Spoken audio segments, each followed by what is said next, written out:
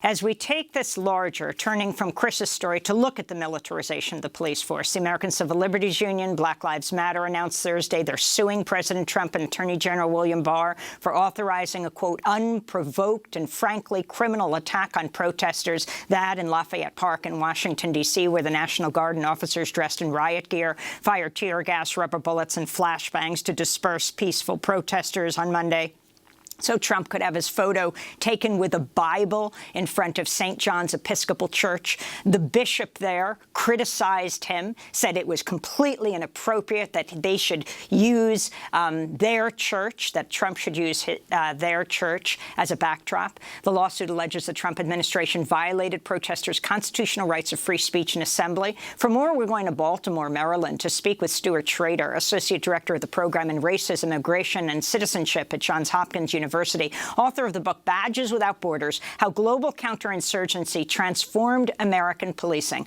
Welcome back to Democracy Now! Can you talk, Stuart, about this militarization of police? Yeah. I think what we're seeing right now with the protests is a convergence of what I would consider three trends.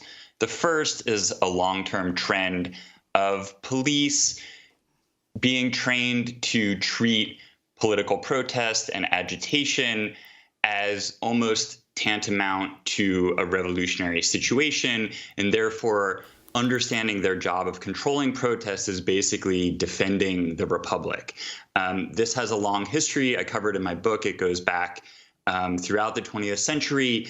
I think we can apply the term counterinsurgency to this, meaning that we're seeing a combination of social and political power being used to control political protest in addition to police power, even in the absence of a real insurgency or a real revolutionary situation. This is a long-standing trend. Another trend is what most of us would refer to as the militarization of policing. That means the use of military-style body armor and helmets, military-style trucks that are, heavily armored, and, of course, the scary-looking military-style weaponry.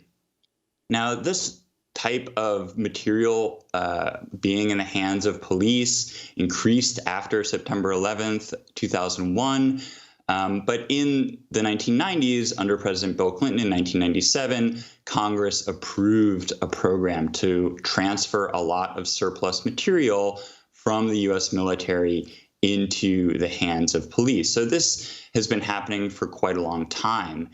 Now, I think that it's important to note that we're seeing this material on our screens in the context of protest, but it's also been used quite widely in what we would consider ordinary policing situations, serving warrants and other types of routine activity.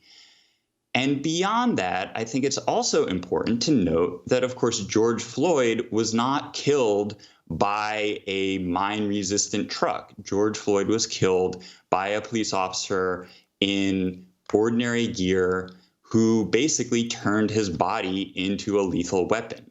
So I think that when we talk about the militarization of policing, we have to also ask ourselves if getting rid of it, which is, I think, on the table in a new way right now, if we need to ask ourselves if getting rid of it is going to be enough. And then the third trend that I would point to is within the military, within the intellectuals and theorists of military strategy, there has been a turn toward urban space, turn towards cities. The idea here is that the U.S. military in coming decades is going to have to use its tactics in urban space, in the built environment of cities. This is a very sophisticated and detailed theoretical discourse that military strategists have developed. And it also entails a bunch of new tactics. And very quickly, Stuart, before we wrap, and we just have 30 seconds, this use of tear gas, use of pepper spray in a time of COVID, of a pandemic that affects the respiratory system. Yeah, it's very dangerous. Tear gas is a misnomer. It does not just make people cry. It makes them cough and gag.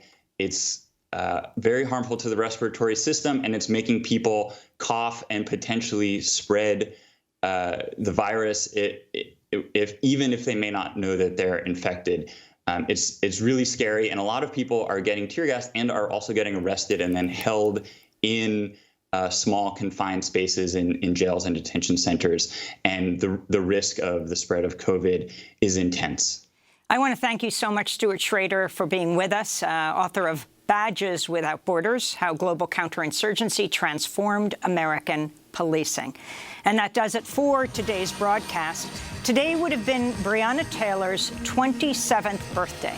She was shot to death by Louisville police inside her own apartment in Louisville, Kentucky, in March. The officers have not been charged. That does it for our show. To see our whole discussion of the case of Breonna Taylor, go to democracynow.org. Democracy Now! Working with as few people on site as possible. Majority of our amazing team working from home. Democracy Now! Is produced with Renee Feltz, Mike Burke, Dina Guzder, Libby Rainey, Nermeen Sheikh, Carla Wills, Tammy Warrenoff, Tarina Nadura, Sam Alkoff, Tay-Marie Astudio, John Hamilton, Robbie Karen, Hani Massoud, Adriano Contreras, Maria Taracena. I'm Amy Goodman.